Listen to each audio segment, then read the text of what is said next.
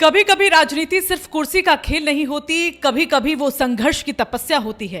आज हम बात कर रहे हैं उत्तराखंड राज्य आंदोलन के उस योद्धा की जिसे लोग नाम से नहीं जज्बे से पहचानते थे। दिवाकर भट्ट यूकेडी के फील्ड मार्शल संघर्षों में तपे पहाड़ की राजनीति के आखिरी आक्रामक तेवर इस दुनिया को अलविदा कह गए, लेकिन अपने पीछे छोड़ गए आंदोलन की वो लकीरें जो कभी मिट नहीं सकी। दिवाकर भट्ट की संघर्ष की कहानी शुरू होती है टिहरी जिले की उसी बहुत ऊंची खैट पर्वत से। कहते हैं जब राज्य आंदोलन अपनी उफान पर था, जब पहाड़ का दर्द दिल्ली तक सुना नहीं जा रहा था, तब दिवाकर भट्ट अकेले उस कठोर पहाड़ी पर चढ़ गए। वो रातें बिना आग बिना छत, लेकिन इरादा अडिग। और इसका असर देखिए, तत्कालीन प्रधानमंत्री पीवी नरसिंह राव की सरकार ने खुद उन्हें बातचीत के लिए बुलाया। एक आदमी, एक पहाड़ी और एक दृढ़ निश्चय ने केंद्र सरकार को झुकने पर मजबूर कर दिया। इंद्रमणि बडोनी ने उन्हें क्यों फील्ड मार्शल कहा था, इस घटना से समझ में आता है। दिवाकर भट्ट की राजनीतिक यात्रा ट्रेड यूनियन से शुरू हुई। साधारण परिवार, सीधे सपाट अंदाज और भीतर से उफनता विद्रोह। यूकेटी में प्रवेश लेते ही साफ हो गया, ये आदमी भीड़ में नहीं चलेगा, भीड़ उसके पीछे चलेगी।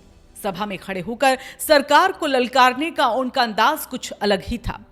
लोग कहते थे दिवाकर बोल रहा हो तो मंच नहीं पहाड़ बोलता है।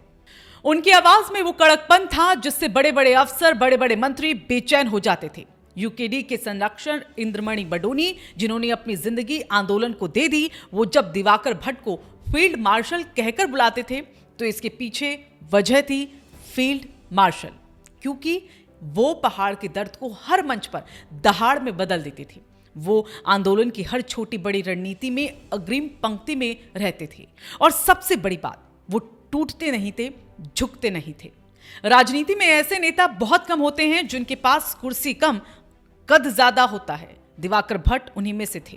2007 में जब देवप्रयाग से वो चुनाव जीतकर विधानसभा पहुंचे तो यूकेडी के पास सिर्फ एक विधायक था, लेकिन उस एक विधायक की आवाज पूरी सत्ता पर भारी थी। बीसी खंडूरी की सरकार को समर्थन की जरूरत थी और दिवाकर भट्ट ने समर्थन दिया, बिल्कुल खुलकर, बिना छिपे। इस समर्थन की कीमत एक कैबिनेट मंत्रालय थी, लेकिन यहां भी उन्होंने वही किया जो आंदोलन के दिन से करते आए थे। सत्ता की आंख में आंख डालकर बात कहते थे। मंत्री बनने के बाद भी वो अपनी गाड़ी में राज्य आंदोलन का झंडा रखते थे। कहते थे पहाड़ की लड़ाई खत्म नहीं हुई है। राजनीति में समय बहुत क्रूर होता है। 2007 के बाद दिवाकर भट्ट बीजेपी के और करीब आ गए, इतने करीब कि 2012 का चुनाव उन्होंने कमल के सिंबल पर लड़ लिया। यूकेडी का बड़ा हिस्सा उनसे नाराज हो गया इस दौरान। कुछ ने इसे आंदोलन की आत्मा के खिलाफ फैसला कहा, कुछ ने इसे राजनीतिक मजबूरी, लेकिन सच ये भी है कि दिवाकर भट्ट ने किसी से ये बात छुपाई नहीं। उनका इस पर एक ही तर्क होता, मैं जहां भी रहूं पहाड़ के हित की लड़ाई नहीं छोड़ सकता। 2012 हारे, 2017 निर्दलीय हारे, 2022 में फिर यूकेडी से लड़े, पर जीत दूर ही रही। लेकिन चुनाव हारने से उनके आंदोलन का कद कभी नहीं घटा। वो वोटों से नहीं, विचारों से नेता थे। अगर बात करें सरकार से टकराने की तो दिवाकर भट्ट का रिकॉर्ड सबसे आगे है। उन्होंने हर सरकार पर, हर उस नीति पर आवाज उठाई जो पहाड़ों को चोट पहुंचाती थी।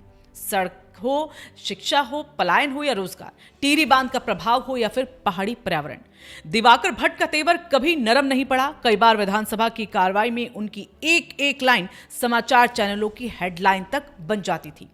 इस दौरान एक बार उन्होंने कहा था कि पहाड़ दिल्ली के इशारे पर नहीं चलता, पहाड़ की सांसें खुद तय करती है कि उसे क्या चाहिए। उनके शब्द एक नेता नहीं, एक आंदोलनकारी का दर्द थे।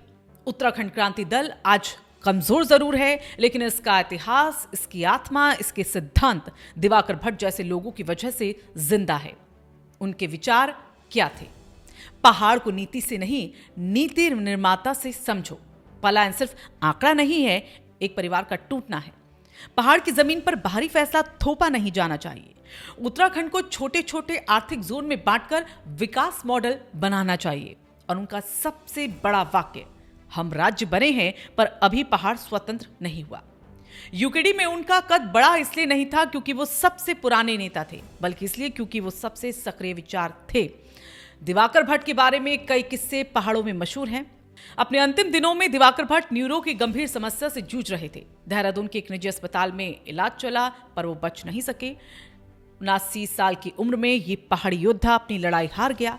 पर सवाल यह है कि क्या ऐसे लोग कभी सच में मरते हैं? शायद नहीं। आंदोलन की मिट्टी में उनके पैर आज भी धंसे हुए हैं। दिवाकर भट्ट सिर्फ एक राजनीतिक चेहरा नहीं, वो पहाड़ की तकलीफ की आवाज थे। उन्होंने राज्य नहीं बनाया, राज्य की आत्मा को बचाया। आज उनके जाने के बाद यूकेडी के झंडे में थोड़ी उदासी जरूर है, लेकिन पहाड़ के इतिहास में उनका अध्याय सोने की स्याही से लिखा रहेगा। हम उन्हें सलाम करते हैं, एक आंदोलनकारी को, एक फील्ड मार्शल को, एक पहाड़ी योद्धा को, दिवाकर भट्ट को।